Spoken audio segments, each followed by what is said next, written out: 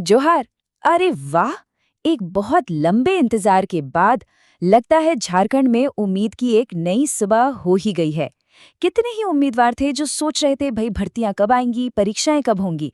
पर अब ऐसा लग रहा है कि वो इंतजार खत्म होने वाला है। और सच कहूं तो ये भावना आज झारखंड के ज्यादातर उम्मीदवारों के मन में होगी। एक लंबे सूखे के बाद अब समझिए अवसरों की बारिश होने वाली है। और इस बार तैयारी में कोई भी कमी नहीं रहनी चाहिए, क्योंकि यही है वो मौका, यही है कामयाब होने का सही समय। अच्छा, तो चलिए जरा इसे डिटेल में समझते हैं। ये नंबर देखिए, 28। झारखंड लोक सेवा आयोग यानी जेपीएससी ने 2026 के पहले 6 महीनों का जो कैलेंडर निकाला है ना, उसमें पूरे 28 अलग अलग भर्ती परीक्षाएं, इंटरव्यू और डॉक्यूमेंट वेरिफिकेशन शामिल हैं। ये अपने आप में एक बहुत बड़ा संकेत है कि अब चीजें बहुत तेजी से आगे बढ़ने वाली हैं। तो जेपीएससी का ये जो 2026 का कैलेंडर है, ये उम्मीदवारों के लिए एक नए चैप्टर की तरह है, जहां अब अनिश्चितता की जगह एक साफ रास्ता दिख रहा है। देखिए, इस कैलेंडर के आने से एक बात तो बिल्कुल साफ हो गई है कि आने वाले महीने बहुत बहुत बिजी रहने वाले हैं। ये कई सरकारी नौकरियों की भर्ती के लिए एक क्लियर रोड मैप देता है, जिससे उम्मीदवारों को अपनी तैयारी की स्ट्रेटजी बनाने में एक ठोस आधार मिलेगा।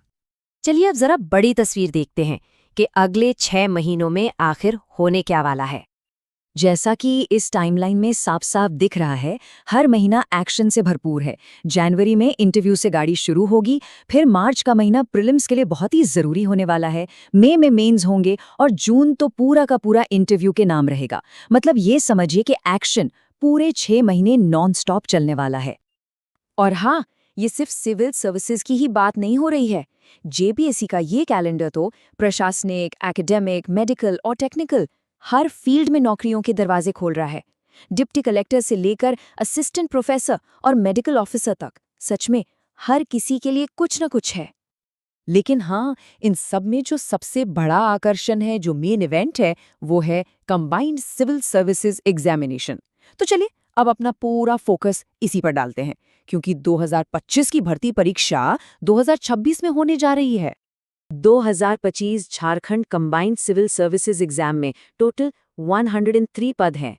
ये उन लोगों के लिए एक बहुत ही शानदार मौका है जो राज्य की प्रशासनिक सेवाओं में अपना करियर बनाना चाहते हैं। और इन 103 पदों में कुछ बहुत ही पावरफुल रोल्स शामिल हैं।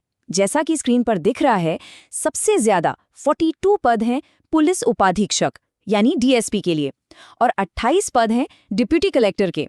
ये वो पद हैं जो अपने साथ पावर और जिम्मेदारी दोनों लेकर आते हैं।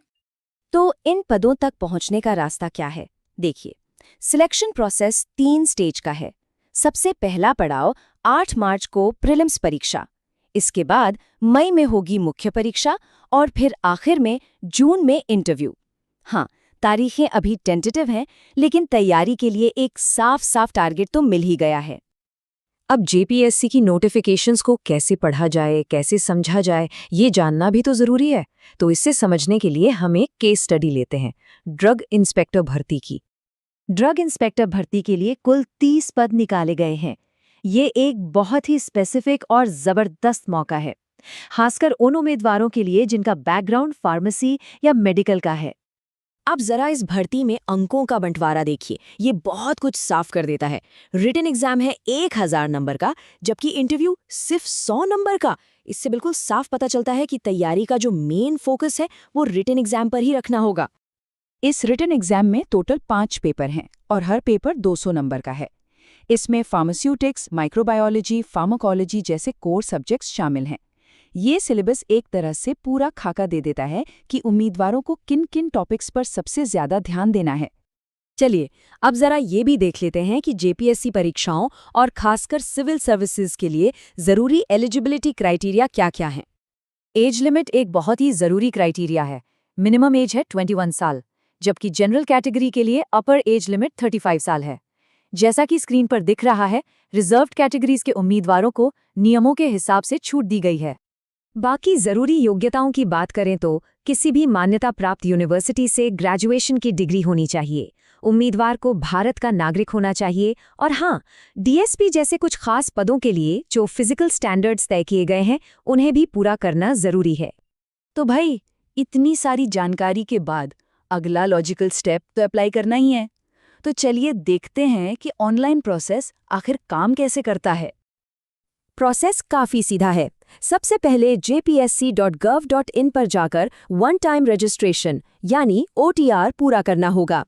फिर जिस पोस्ट के लिए अप्लाई करना है उसका फॉर्म भरिए, अपने डॉक्यूमेंट्स अपलोड कीजिए और आखिर में फीस का पेमेंट कर दीजिए।